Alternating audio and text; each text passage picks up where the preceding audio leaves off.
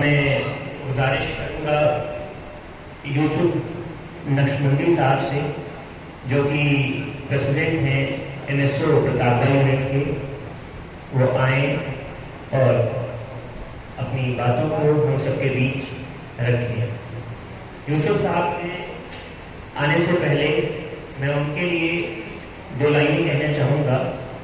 میں عطر سے محکوم یہ آرزو نہیں میری، میں عطر سے محکوم یہ آرزو نہیں میری تمنا ہے کہ میرے کردار سے خوشبو آئے، میری کردار سے خوشبو آئے۔ ایک بار زوردار استقبال۔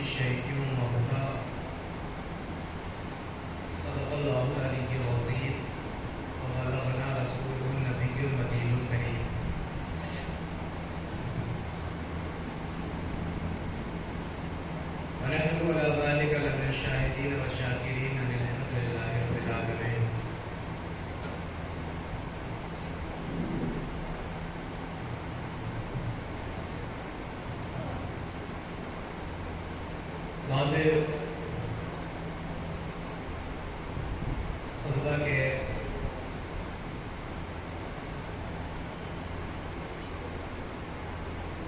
قابل مبارکباد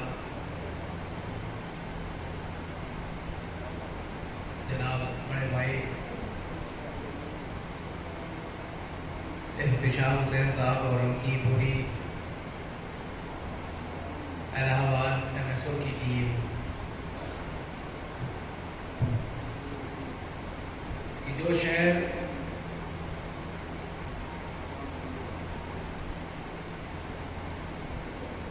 دریاؤں کے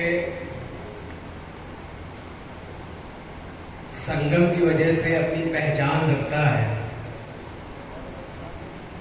وہاں پر ماشاءاللہ انہوں نے اتنے سارے انٹلیکچوئلس کو بلا کر، ایک طرف ڈاکٹرز بھی ہیں، دوسری طرف ہمارے علماء حضرات بھی موجود ہیں، ان کا سنگم دیکھ کر دل بڑا خوش ہو رہا ہے۔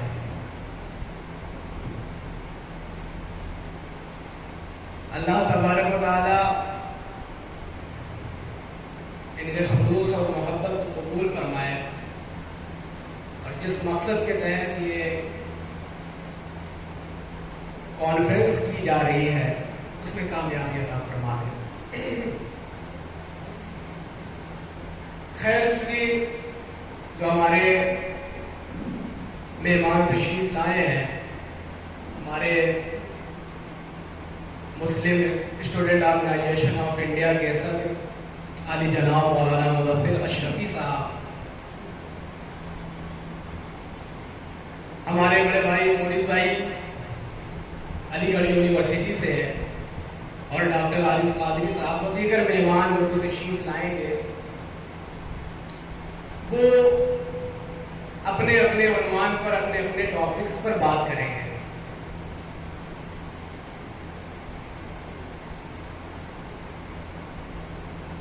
اور یہ طریقہ کار بھی رہا ہے کہ لوگ اپنی اپنی فیلڈ سے جڑے ہوئے مدعوں پر ٹاپکس پر بات کرتے ہیں۔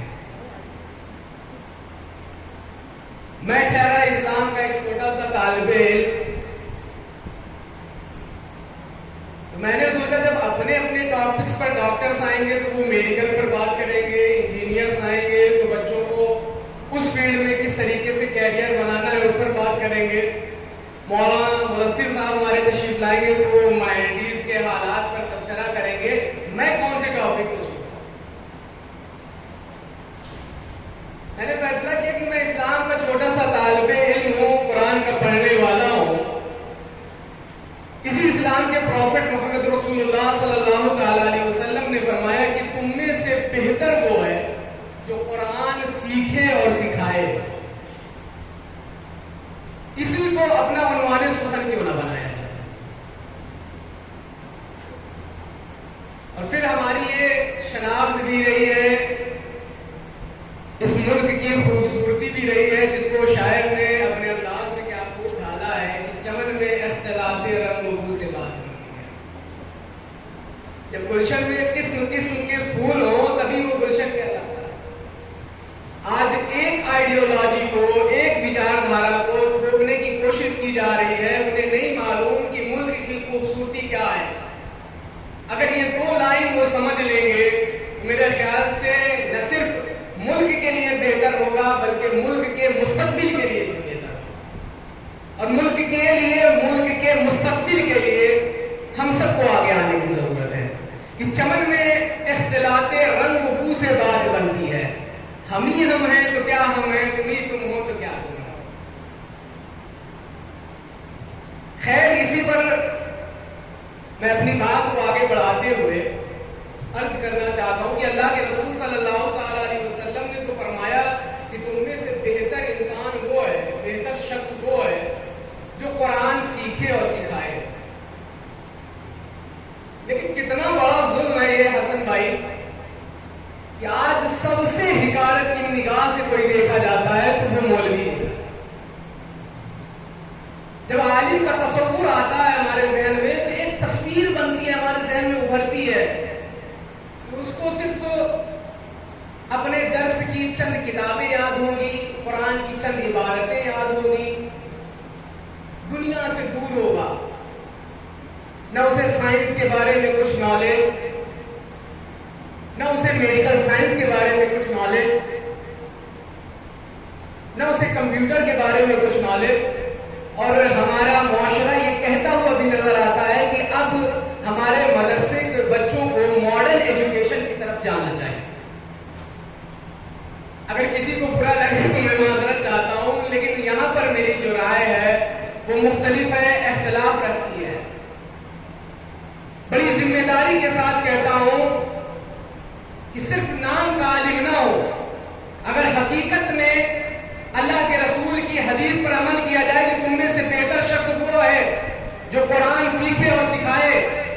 हकीकत में अगर कुरान को कोई समझ ले तो मैं एक चैलेंज के साथ कह सकता हूं कि एक आलिम दीन से बड़ा न कोई साइंसदान हो सकता है, न कोई मेडिकल साइंस का जानने वाला हो सकता है, और न ही उससे अच्छा कोई जिंदगी गुजार सकता है।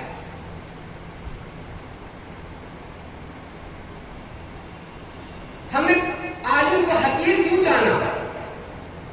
इसलिए जाना कि हमने तालीम के मकसद को फरामोश कर दिया, भुला दिया।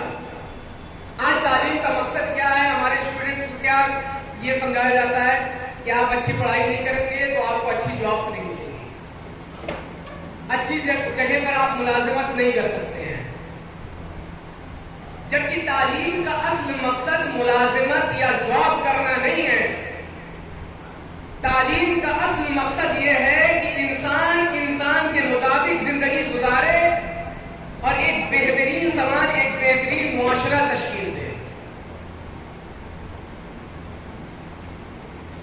मैं यहां पर कुरान से साइंस को डिफेंड करने नहीं आया हूं या उसको प्रमोट करने नहीं आया हूं, लेकिन अल्लाह की कसम कहता हूं कि जो बेसिक्स, बुनियादी जरूरतें हैं जिससे इंसान सरवाइव कर सके दुनिया में, इतना इल्म अल्लाह रब्बुल इज्जत ने, यानी साइंस का बेसिक नॉलेज जो है अल्लाह रब्बुल इज्जत ने कुरान में अता फरमाया है।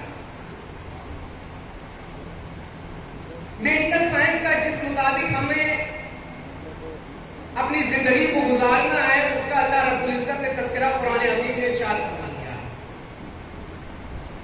यहां पर काफी सारे डॉक्टर्स अभी आएंगे, आप किसी से भी ये पूछ लीजिएगा कि बंदा अगर कोई बीमारी में मुब्तला है तो किस तरह की डाइट फॉलो करें।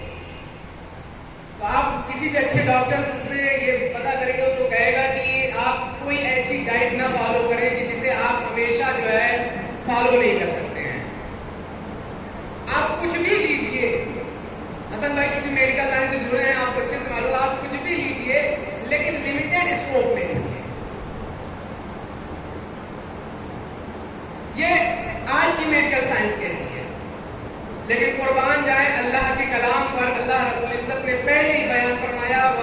وَكُلُوا وَاشْرَبُوا وَلَا تَعْتَدُوا إِنَّ اللَّهَ لَا يُحِبُّ الْمُعْتَدِينَ. کھاؤ پیو لیکن حد سے زیادہ نہ پڑھو، حد سے زیادہ پڑھنے والوں کو اللہ پسند نہیں کرتا.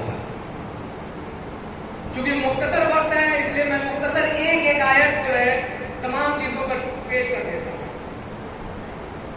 ہمارے سورج کی گردش کرنے پر الگ الگ تھیوریز ہوگی، لیکن اللہ رب العزت نے قرآن عظیم کی سورۃ النبا میں ارشاد فرما دیا ہے کہ ہم نے سورج کو اس کے گھیرے میں ایسا رکھا ہے کہ وہ اس میں تیر رہا ہے.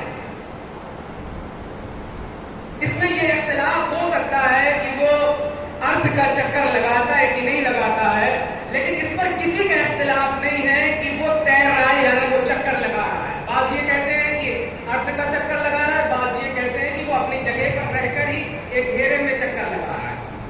تو اللہ رب العزت نے سورۃ النبا میں یہ پہلی بیان فرما دیا، جبکہ سائنس نے اس کی کھوج کافی دنوں بعد کی ہے. ایسے ہی اللہ رب العزت نے متعدد مثالیں پیش کی ہیں جس کو سائنس ابھی تحقیق کر رہی ہے یا آگے تحقیق کرے گی. اس کو اللہ رب العزت نے قرآن عظیم میں بیان فرما دیا. اور قرآن کا پڑھنے والا اگر ان آیات کا پڑھ لے اور اسے بیسکس معلوم ہو جائے تو پھر مجھے بتاؤ کیا اسے سائنس کا نالج ہے کہ نہیں ہے، میڈیکل سائنس کا نالج ہے کہ نہیں ہے. قرآن وہ کتاب ہے جس میں اللہ رب العزت نے فرمایا کہ ہم نے اس میں ہر چیز رکھی ہے. لیکن اچھا ابھی کوئی سمجھ کر جو ہے سائنس کی کتاب نہ سمجھ لے یا میڈیکل سائنس کی کتاب نہ سمجھ لے، قرآن کا مقصد اللہ رب العزت نے بندوں کی ہدایت کے لیے رکھا ہے. یہ جو بیسک چیزیں آئی ہیں وہ اس لیے آئی ہیں کہ بندہ جو ہے اپنی رہنمائی کر سکے قرآن کی طرف سے، اور اس کے اندر جو کیوریوسٹی ہے آگے جاننے کی ہماری تخلیق کیسے ہوئی، ہماری کریشن پرکریا کیا تھی، اس کیوریوسٹی کو مٹانے کے لیے اللہ رب العزت نے بیسک چیزیں بیان فرما دی ہے. پھر اللہ رب العزت نے اس پر ختم نہیں کیا بلکہ قرآن عظیم میں مفہوم بیان کر رہا ہوں. اللہ رب العزت نے کہا کہ تم غور و فکر کرتے رہو قرآن میں غور و فکر کرتے رہو، اللہ تمہارے لیے علم کے دروازے کھولتے رہے گا. جیسے جیسے آپ اس پر توجہ کرتے رہیں گے، خیال کرتے رہیں گے، آگے کی باتیں عیاں ہوتی چلی جائیں گی. کہنے کا یہ مقصد ہے کہ قرآن کا جاننے والا جو آج معاشرے نے بنا رکھا ہے کہ وہ حقیر ہوتا ہے، وہ حقیر نہیں ہوتا بلکہ قرآن کا صحیح ماننے والا سب سے بہترین طریقے سے اپنی زندگی کو دنیا میں گزار سکتا ہے اور ایک بہترین معاشرہ اس قرآن کے ذریعے سے وہ سماج ایک بہترین سماج بنا کر دے سکتا ہے. تو یہ مت نکال دیجئے کہ قرآن کا جاننے والا سائنس سے دور ہے، قرآن کا جاننے والا کمپیوٹر سے دور ہے. اب وہ الحمدللہ مدرسے نکلنے والے بچے UPSC کے بھی ایگزامز جو ہے کلیئر کر رہے ہیں. اب تو الحمدللہ مدرسے سے نکلنے والے بچے بھی PhD ہولڈر ہو رہے ہیں. اور شکر مناؤ ابھی یہ تعداد کم ہے، مدرسے کے بچے رجحان ادھر کریں گے تو آپ لوگوں کا پتہ کٹے گا. کیونکہ جنہوں نے قرآن عظیم جیسی عظیم کتاب کو اپنے دل و دماغ میں بسا رکھا ہے ان کے لیے دوسرے سبجیکٹ دوسری کتابیں بہت چھوٹی ہیں.